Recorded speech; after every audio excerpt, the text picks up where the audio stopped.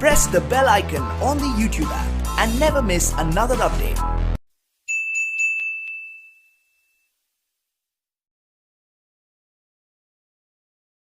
Hello viewer, welcome to Raju Sen Gupta classes. मैं रश्मि।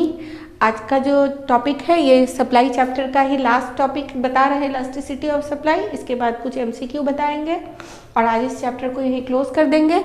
तो यहाँ इलास्टिसिटी ऑफ सप्लाई क्या है? Elasticity is a measurement of the percentage change in quantity supplied of a commodity in response to some percentage change in its price। ठीक है, इसके पहले law of supply में बताए थे कि किसी वस्तु की कीमत और उसकी सप्लाई में क्या होता है? प्रत्यक्ष रिलेशन होता है, डायरेक्ट रिलेशन होता है, पॉजिटिव रिलेशन होता है। दाम बढ़ने पर सप्लाई बढ़ता है और दाम घटने पर सप्लाई घटता है।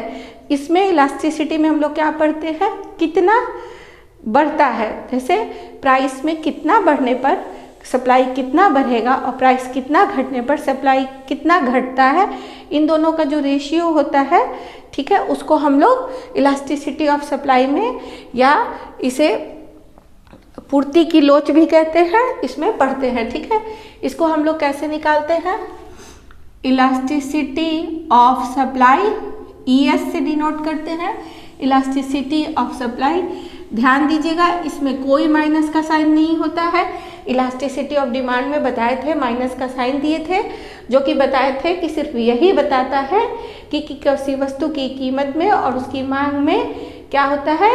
अपोजिट रिलेशन होता है, इसलिए वहाँ पर एक माइनस का साइन दिया गया था जो सिर्फ रिलेशन, अपोजिट रिलेशन को डिनोट कर रहा था। यहाँ चूंकि प्रत्यक्ष रिलेशन होता है, डायरेक्ट रिलेशन होता है किसी वस्तु की कीमत में और उसकी सप्लाई में, उसकी पूर्ति में, इसीलिए यहाँ माइनस का साइन नहीं देंगे। ठीक है, और इसका फॉर्मूला होता है percentage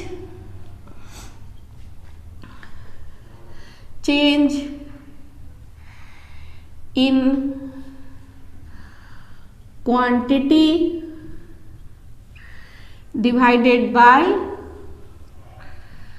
percentage change in price। ठीक है,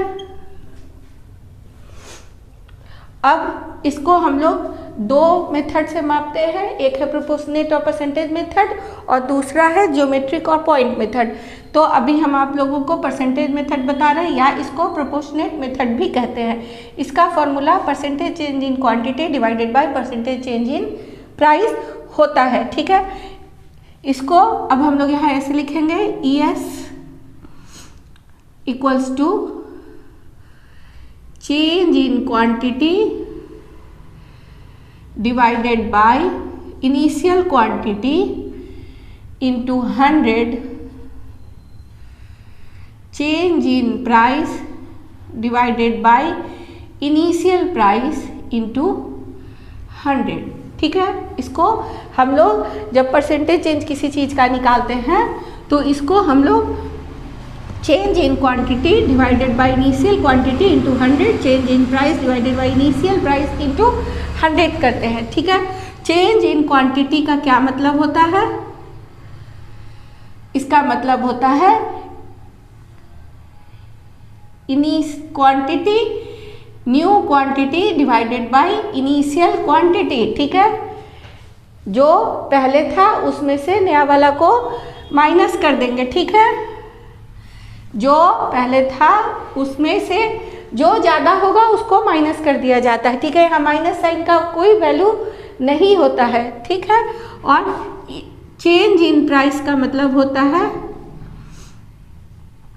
P1 माइनस P।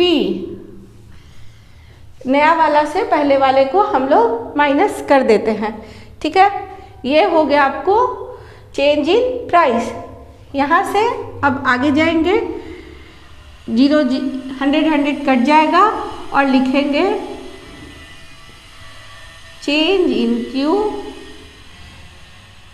रेसिप्रोकल हो जाएगा Py चेंज इन P, या हम लोग लिख सकते हैं ES equals to change in quantity divided by change in price into initial price by quantity. ये इसका फॉर्मूला है, ठीक है। इस पे न्यूमेरिकल्स भी आप लोगों को आएगा, तो इसी फॉर्मूला से हम लोग न्यूमेरिकल्स भी निकालेंगे, ठीक है। इसके बाद एक मेथड होता है ज्योमेट्रिक या पॉइंट मेथड का सेकंड मेथड है। फर्स्ट मेथड जो पहले बताए थे वो प्रोपोर्शनेट या परसेंटेज मेथड है और मेजरमेंट का, और ये सेकंड मेथड है जिसको बोलते हैं ज्योमेट्रिक या पॉइंट मेथड। पॉइंट मेथड ये ज़्यादा इसके बारे में पढ़ना नहीं है, हल्का थोड़ा बता दे रहे हैं। देखिए इसमें क्या होता है, इसमें इलास्टिसिटी किस पे डिपेंड करता है, सप्लाई कर्व के ओरिजिन पर डिपेंड करता है। Elasticity of supply depends upon the origin of the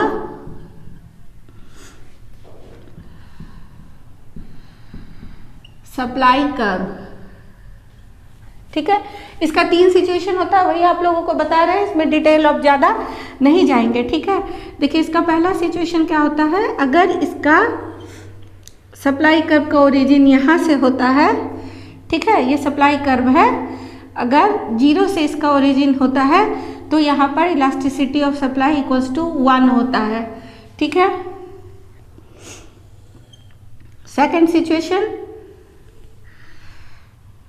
supply curve है, elasticity of supply greater than 1, ये सेकंड सिचुएशन है।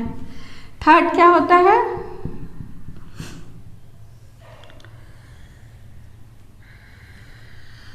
ये सप्लाई कर्व है, ठीक है, elasticity of supply less than 1।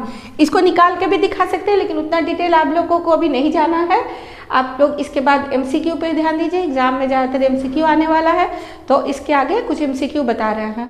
आइए कुछ एमसीक्यू देखते हैं, ठीक है। यहाँ देखिए पहला क्या दिया है, when supply increases more with a result of small increase in price the nature of supply will be, supply ज़्यादा इंक्रीज हो रहा है, ठीक है, और प्राइस क्या हो रहा है, कम इंक्रीज हो रहा है। यहाँ देखिए small increase in price, supply ज़्यादा इंक्रीज हो रहा है, प्राइस कम इंक्रीज हो रहा है। तो इस केस में हम लोग क्या पढ़े हैं, change in quantity divided by change in price पढ़े, percentage change in quantity divided by percentage in price. तो ज़्यादा ऊपर वाला है, नीचे कम है, तो ये आपको हो जाएगा पहला इलास्टिक चेंज, हाँ ठीक है। क्यों, सप्लाई में ज़्यादा चेंज हो जा रहा है और प्राइस में कम इंक्रीज हो रहा है, तो ये इलास्टिक सप्लाई कर्व होगा आपका, ठीक है। यह इलास्टिसिटी ऑफ सप्लाई यहाँ का क्या होगा, सप्लाई कर्व इलास्टिक होगा। दूसरा, if the price of the goods rises by 40% and supply increases only 5%, मतलब प्राइस में जो चेंज हो रहा है वो 40% चेंज हो रहा है, ज़्यादा चेंज हो रहा है, और सप्लाई में कितना चेंज हो रहा है, 15% कम चेंज हो रहा है, ठीक है। तो इसको हम लोग कैसे निकालेंगे, देखिए तो यहाँ हम लोग क्या जानते हैं, इलास्टिसिटी ऑफ सप्लाई का फॉर्मूला में क्या बताए थे, percentage change in quantity divided by percentage change in price बता चुके हैं पहले। तो इसमें कितना आता है, 40 बाय आ जाएगा आपका 15। इसको जब आप कीजिएगा तो देखिए, सॉरी 15 बाई 40, क्योंकि परसेंटेज चेंज 15 है और डिवाइडेड बाय 40, प्राइस 40 चेंज है, ठीक है, प्राइस 40% है और सप्लाई 15%, तो 15 बाई 40 आपको 0.37 आएगा, और ये हो गया आपको लेस देन 1, इसलिए इसका आंसर होगा इन इलास्टिक, ठीक है। The measurement of the elasticity of supply is expressed as, तो यहाँ फॉर्मूला देखिए इसके पहले बता चुके हैं, ध्यान दीजिएगा वीडियो में कि इसका फॉर्मूला क्या होता है, change in quantity divided by initial quantity, change in price divided by initial price, ये वाला सही है और बाकी सारा जो है वो गलत है। 4, फॉलोइंग फिगर शोज, ये सप्लाई कर्व है मेरा, हाँ पैरेलल टू एक्स एक्सिस है, इसमें क्या होगा, ये ये दिया है कि बताए थे कि थोड़ा सा भी चेंज होने पर या चेंज बिल्कुल नहीं भी होने पर क्वांटिटी बहुत ज़्यादा चेंज हो जाता है, ये आपका होगा perfectly elastic supply.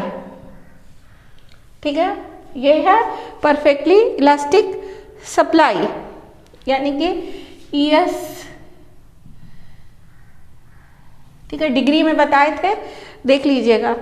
Following figure shows, यहाँ देखिए ये दिया है कि यहाँ क्वांटिटी है, ये सप्लाई कर्व है आपका, तो ये कैसा हो गया है, ये बता चुके थे प्राइस में चेंज होने पर ये क्वांटिटी में थोड़ा भी चेंज नहीं हो रहा है, क्वांटिटी सेम है, इसका मतलब ये elasticity of supply equals to 0 है, यानी कि ये परफेक्टली इन इलास्टिक सप्लाई है।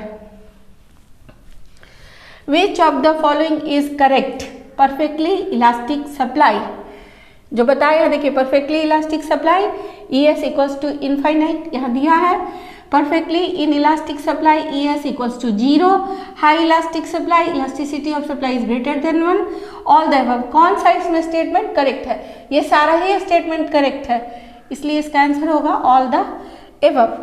फिर वो क्वेश्चन दिया है, if the price of goods rises by 60%, ध्यान दीजिएगा प्राइस ऑफ गुड 60% से राइज किया है, लेकिन सप्लाई कितना है, सिर्फ 5% राइज कर रहा है, इंक्रीज कर रहा है, तो सप्लाई ऑफ गुड कैसा होगा। इसके पहले भी बताए थे कि जब change in price is more than change in quantity तो इलास्टिक होता है, जब change in price is more than change in quantity supplied तो ये लेस देन 1 आएगा, यानी कि ये इन इलास्टिक सप्लाई है। ठीक है, इसका आंसर थर्ड वन है। Which of the following function shows the laws of supply, laws of supply हम लोग कैसे लिखते हैं, कौन से, S is the function of P, S is function of Q, S is function of 1/P, none of the above. तो हम लोग को पता है कि S is the function of price, supply जो है किस पे डिपेंड करता है, प्राइस पे डिपेंड करता है। ठीक है, तो आज का वीडियो यहीं तक रहने देते हैं। इन सारे MCQ को आप लोग रिवीजन करते रहिए, देखते रहिए और मेरे चैनल को लाइक कीजिए, शेयर कीजिए, सब्सक्राइब कीजिए। Forget what they doing, keep on moving.